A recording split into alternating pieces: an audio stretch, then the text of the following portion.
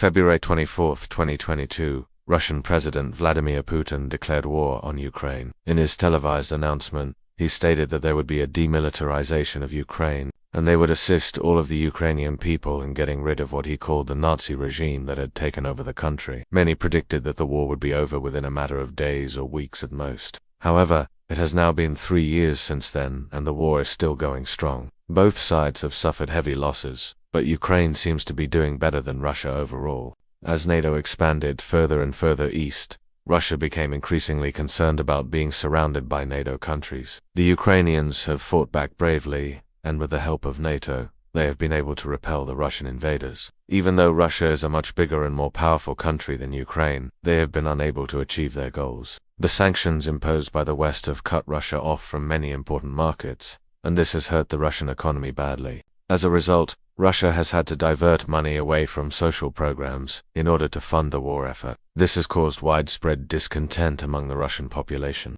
Food and energy prices have soared, and this has hurt people around the world. That's why many are hoping that the war will end soon. Instead, they have suffered heavy losses, both in terms of equipment and personnel. If Russia can somehow manage to capture the capital, then they would have a much stronger position. If Ukraine manages to push the Russian army out of the country, then they would be in a very strong position. The war between Russia and Ukraine has been going on for 3 years now, and there is no end in sight. Both sides are too proud to back down, and both sides have suffered too much to make concessions. The counteroffensive has been slow but steady, and Ukraine has made some gains. On the other hand, Russia has also launched attacks in eastern Ukraine. The fighting has intensified in recent weeks, and there have been numerous casualties on both sides. One is the level of support that Ukraine receives from the West. Thousands of civilians have already been killed or wounded, and millions have been displaced from their homes. The economic impact of the war is also being felt around the world. The price of food and energy has increased, and global trade has been disrupted. If the Western nations continue to provide military and financial aid to Ukraine, then it is likely that the war will drag on. Another factor is the state of the Russian economy. The sanctions imposed by the West have severely impacted the Russian economy, and it is unlikely that Russia will be able to sustain the war effort indefinitely. Finally, the domestic political situation in Russia and Ukraine will also play a role. If either Putin or Zelensky loses power, then it is possible that the war could end sooner. However, both leaders remain popular in their respective countries, and it is unclear if either one will be replaced in the near future. The only hope for a peaceful resolution is for one side or the other to wear down and become tired of the war. But neither side is showing any signs of doing so yet. And so, the war rages on. There is no doubt that the brave men and women on the front lines are risking their lives to defend their country. The courage of those in Ukraine is truly inspiring. However, it is also important to remember that this is a war that could have been avoided. Putin's decision to invade Ukraine was a mistake. He miscalculated badly and has paid a heavy price for it. Hopefully, this conflict will serve as a lesson to other nations, and that we can strive for a peaceful resolution to all of our differences. They would be able to dictate the terms of any peace agreement, and Russia would have to accept whatever they want. However, it is unlikely that Ukraine will be able to push the Russian army out of the country. The Russian army is too big and too powerful. They would be able to negotiate from a position of strength and force Ukraine to accept whatever terms they want. However, it is unlikely that Russia will be able to capture the capital.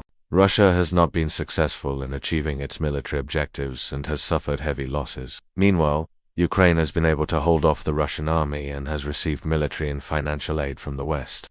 Putin refuses to accept Ukraine's sovereignty, and the Ukrainian president will not compromise on Ukraine's membership in NATO. The situation on the ground remains fluid, and it is difficult to predict how the war will develop. However, some analysts believe that the war will continue for at least another year. The Ukrainian forces are too strong, and the city is too well defended by the Ukrainian troops. It was inevitable that sooner or later, Ukraine would join NATO, which would put Russia in an even more precarious position. Therefore, Putin decided to make the first move and invade Ukraine, before NATO could finish the process of admitting them into the alliance. With Putin's health deteriorating and the Russian economy having trouble sustaining the war effort, many wonder when this will finally end. He is a proud man who does not want to back down. They have suffered heavy losses, and the end of the war is nowhere in sight. However, it is also true that Ukraine has suffered just as much, if not more, than Russia. The country has been devastated by the war, and thousands of Ukrainians have been killed or wounded. He believes that if he pulls out of Ukraine, he will lose face not only in Russia but around the world.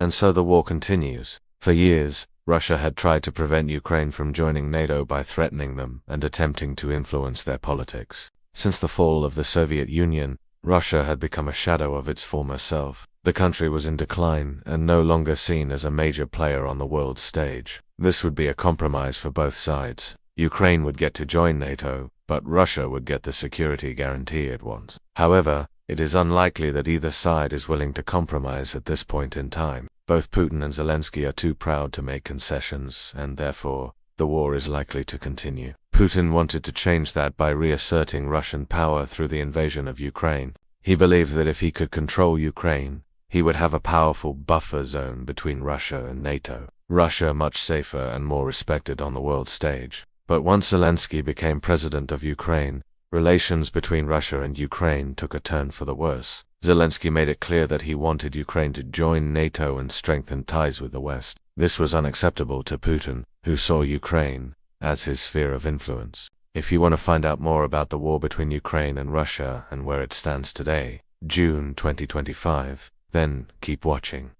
Why did Russia invade Ukraine? Ever since the dissolution of the Soviet Union, NATO and Russia have had an uneasy relationship with each other. He also wanted to stop Ukraine from becoming too close to the West. Another reason for the invasion was Putin's desire to restore Russia's greatness. However, Putin miscalculated badly. He thought that the Ukrainians would welcome the Russian invasion and that the war would be over quickly.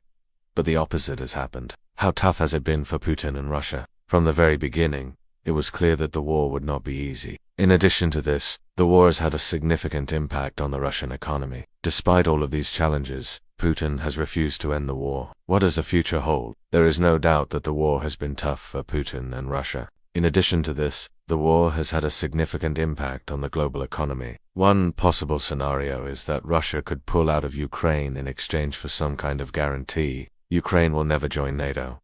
Another possibility is that Russia could win the war.